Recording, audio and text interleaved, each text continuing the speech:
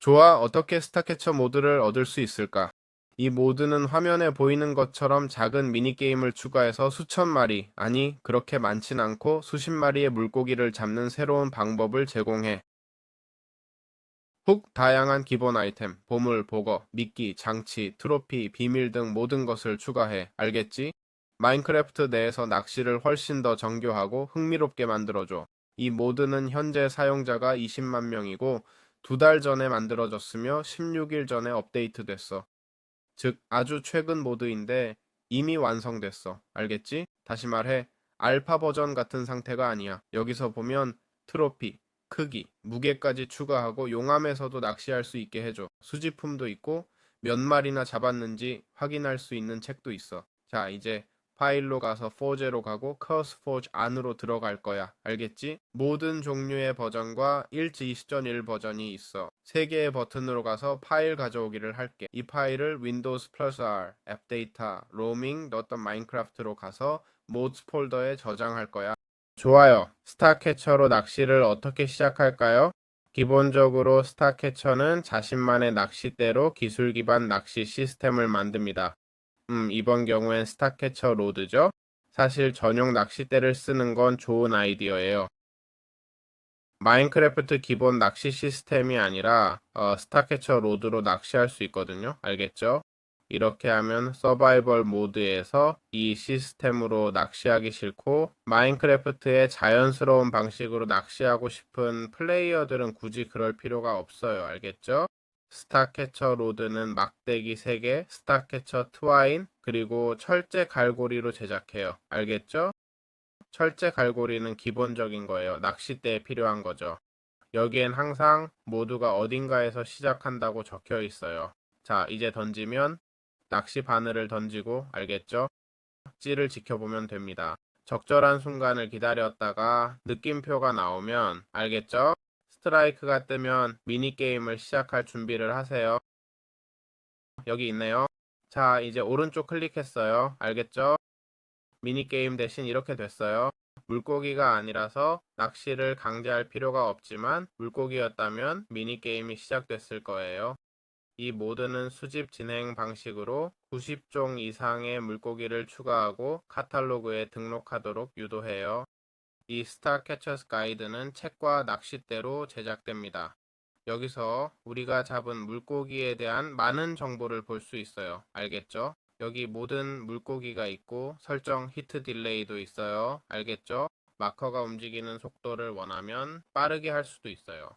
마커를 더 추가할 수도 있고요. 알겠죠? 마커를 시각적으로 활성화해서 어디서 일어나는지 조금이라도 볼 수 있게 해요.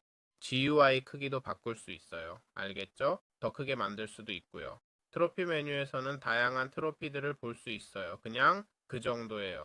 가젯들, 아니 이건 그냥 정보 섹션이에요. 자, 이렇게 되어 있네요. 알겠죠? 아니요, 더 이상 없어요. 여기서는 잡은 물고기들을 페이지별로 볼 수 있어요. 희귀도 가장 빨리 잡은 시간도 특별한 미끼로 잡았는지 여부 등의 정보도 있어요. 좋아, 낚시 미니게임에서 이기는 방법. 에어캐쳐를 가진 낚시꾼들, 이 미니게임이 있어요. 알겠죠? 기본적으로 스페이스바를 누르고 물고기가 내려가지 않게 하다가 위로 올리면 잡는 거예요. 알겠죠? 여기서는 테스트 모드에 있어요. 여기서는 책을 들고 설정으로 가서 여기서 설정할 수 있어요. 알겠죠? 퀵 스케일을 더 크게 하고 단위를 바꿀 수 있는데 치즈버거 단위는 무슨 뜻인지 모르겠네요. 치즈버거라니. 낚시하러 가서 확인해 볼게요. 하지만 거기서 모든 종류의 설정을 바꿀 수 있어요. 자, 품바 5004 치즈버거네요. 내가 걸린 시간을 말하는 건가요? 글쎄, 작은 세부 사항이죠. 미터법은 킬로그램으로 또는 파운드로 설정할 수 있어요.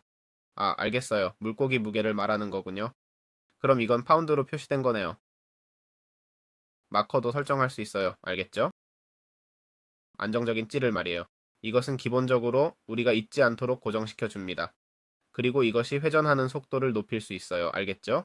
그리고 조금만 높이는 게 아니에요. 문제는 이게 좀 복잡하게 만든다는 거예요. 결국 우리가 얼마나 편안해질 수 있는지 모르겠어요. 그렇죠? 야시5로 설정하는 것이 꽤 좋을 것 같아요. 알겠어요. 스테디 보버가 고정되면 움직이지 않아요. 그게 그런 거죠. 마커 이동 한번 볼게요. 이제 마커 이동 옵션을 활성화해야 합니다. 여기 있네요. 스테디 보버는 고정된 상태로 유지되는 거예요. 알겠죠? 즉 시간이 지나도 사라지지 않는다는 뜻이에요. 자, 이제 준비됐어요. 알겠죠? 기본 설정으로는 속도가 9인 것 같아요. 그리고 실전에서 반복되는 패턴들이 있어요. 침착함을 유지하세요. 알겠죠? 정확성을 우선시하세요. 목표는 통제력을 잃지 않고 약점을 연속으로 공략하는 거예요. 모든 물고기가 같은 방식으로 싸우지 않으니 움직임에 맞게 조절하세요. 전설의 물고기는 더 많은 일관성을 요구합니다. 빠른 당김이 아닌 긴 싸움을 예상하고 시작하세요. 알겠죠? 좋아요. 스타캐쳐로 마인크래프트에서 보물을 얻는 방법은 무엇인가요? 이번 경우에는 물고기예요. 알겠죠? 하지만 스타캐쳐에서 더 강한 물고기를 낚을 때 낚시 바늘을 당기는 특별한 신호가 나타날 수 있어요. 그건 보물이라는 뜻이에요. 알겠죠? 이번 경우에는 전부 물고기만 나오네요. 보물이 더 많이 나오게 하는 찌가 있을 줄 알았는데, 없네요. 찌는 없는 것 같아요. 그럼 낚싯바늘은? 없어요. 하나도 없어요. 알겠죠? 여기서 이미지로 어떻게 작동하는지 조금 보여주네요. 여기 보물이 나타나고, 추가선으로 보이네요. 알겠죠? 초록색 선 2개와 빨간색 선 하나가 보이죠? 빨간색이 보물이에요. 알겠죠? 좀 복잡하지만 보물을 원한다면 물고기가 도망가지 않게 해야 해요. 알겠죠? 그러니까 조심해야 해요. 알겠죠? 도망칠 수도 있으니까요. 솔직히 말해서 얼마나 이상할지 모르겠어요. 저는 이상한 물고기를 못 봤고 이미 몇 마리 잡았어요. 더 강한 물고기가 더 좋은 전리품을 숨길 수 있다는 것도 중요해요. 알겠죠? 보물은 특별한 갈고리나 찌 같은 것을 찾는 가장 직접적인 방법이에요.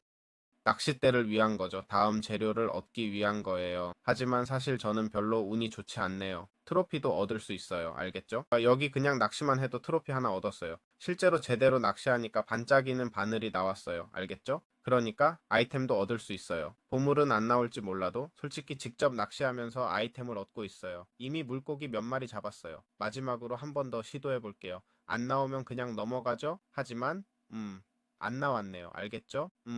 보물이 나올 확률은 꽤 드물어요. 알겠죠? 제가 잡은 물고기 수를 봐도 아직 아무것도 없어요. 그래도 여러 아이템들을 계속 얻게 될 거예요. 좋아요. 마인크래프트 스타캐쳐에서 바늘과 보버를 어떻게 사용하나요? 스타캐쳐에서 바늘과 보버는 낚싯대를 위한 업그레이드예요. 알겠죠? 보통 여러 방법으로 얻을 수 있지만 주로 보물 상자에서 나와요. 알겠죠? 낚시 보물이요. 바늘은 보너스를 주고 보버는 낚시 경험을 변형시켜줘요. 규칙은 간단해요. 잡으려는 물고기나 도전 유형에 맞게 장비를 갖추면 돼요. 조금 살펴볼게요. 저는 반짝이는 바늘을 보물 없이 그냥 낚시해서 얻었어요. 미니게임 없이 바로요. 여기서 모든 바늘을 볼 수 있어요. 모든 바늘 종류요. 알겠죠? 어떤 것도 제작할 수 없고 모두 이 방법으로만 얻을 수 있어요. 철제 바늘이 기본형이에요. 알겠죠? 이건 낚싯대를 만드는 데 사용돼요. 그리고 반짝이는 갈고리부터 시작해보죠. 설명에 따르면 낚싯대에 장착하면 아주 반짝이는 바늘인데 비범한 물고기에서 연속으로 3번의 스위트 스팟을 달성하면 보물이 생성됩니다. 정말 흥미롭네요. 골드 훅. 낚싯대에 장착하면 낚시 실력에 따라 경험치가 증가합니다. 이끼 바늘. 이끼로 덮인 바늘입니다. 설명에 따르면 낚싯대에 장착 시 물고기 난이도가 높아지지만 완벽한 캐치로 보물을 얻을 수 있...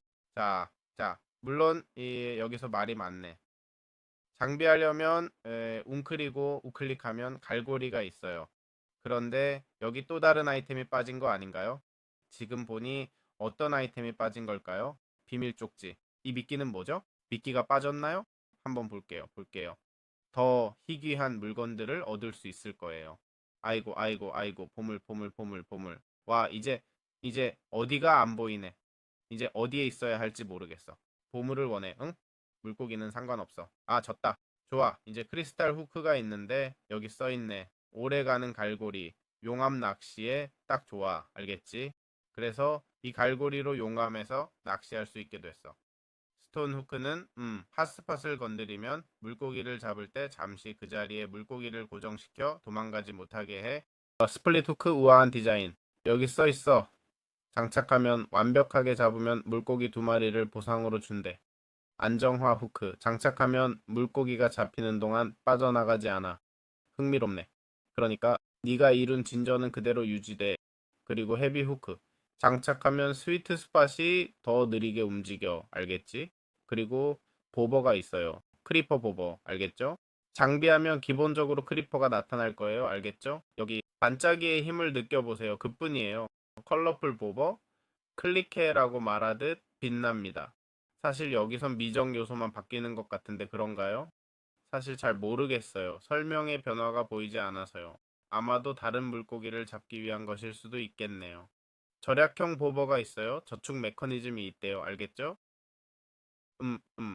물고기가 미끼를 안 먹을 확률이 있어요.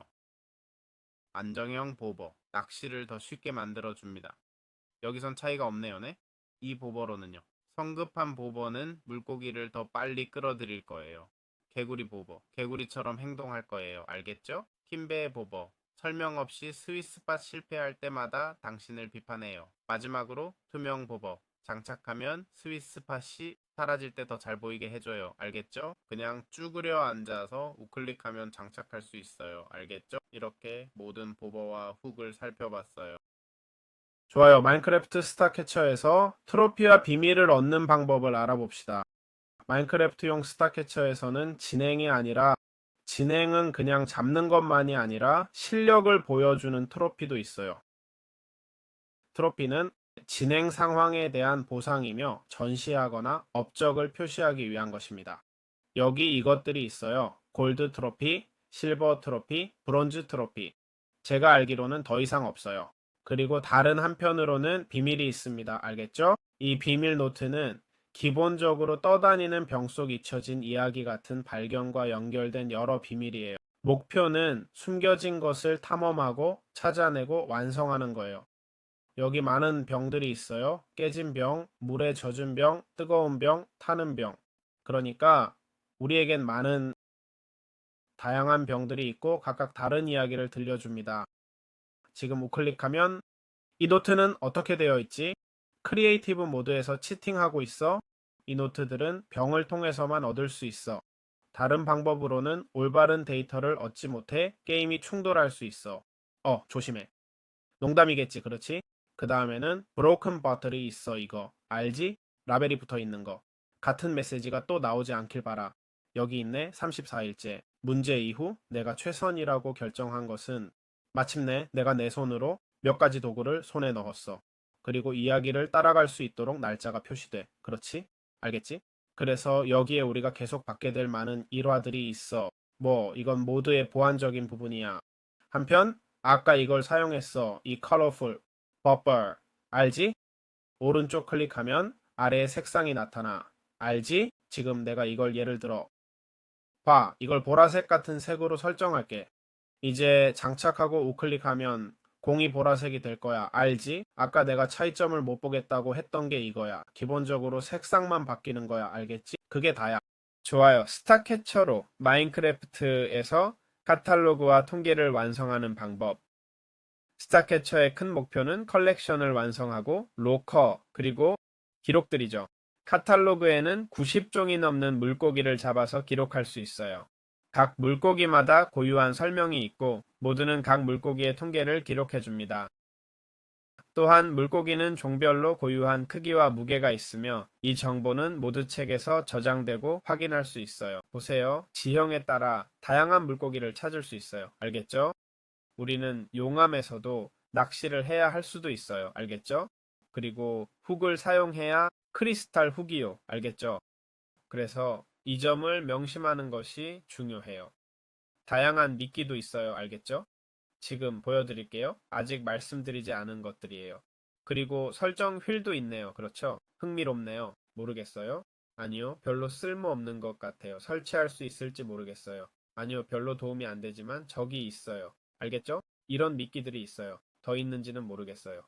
알겠죠? 이 미끼들은 제작할 수 있어요. 알겠죠? 여기 있네요. 러쉬의 다른 것은 이렇게 만들고 이끼 꽃봉오리는 이렇게 얻어요. 스컬크는 이렇게 만들고 드립스톤, 머크워터 미끼, 전설의 미끼가 있어요. 알겠죠? 황금 사과로 만들거나 슈퍼 인챈트 사과로 63개를 얻을 수 있어요. 그리고 기상 미끼도 있어요. 알겠죠? 그럼 체리 미끼는 뭐라나요? 설명. 분홍색 꽃잎으로 만든 미끼로 일반 물고기가 체리를 좋아해요. 그 다음은 러쉬 미끼예요.